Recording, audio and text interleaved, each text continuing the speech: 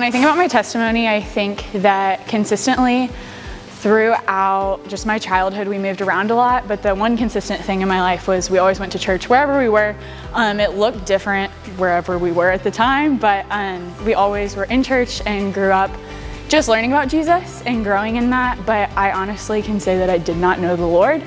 I went through the motions and was the good kid all throughout, but definitely my heart was not where it should have been, and there's definitely a God-sized hole that I had just been trying to fill with other things. So fast forward to the end of my senior year, beginning of freshman year in college. I was at a different college playing volleyball and just fell into a lot of sexual sin, lying to my parents, so much rebellion and just lots of partying.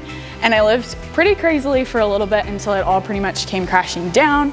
And I was left in a really, really broken place, and I had broken most of the relationships in my life.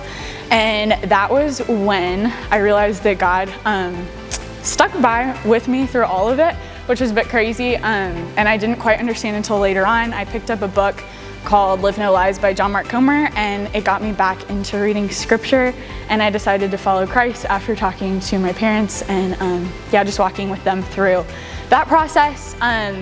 After that, I lived at home for a semester, and just my growth was crazy, and it was all the Lord.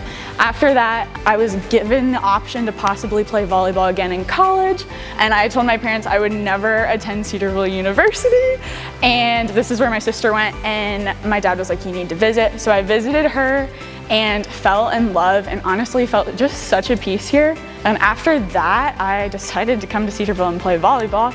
And it has just been an amazing experience, growing in my faith and just growing in my relationship with Jesus.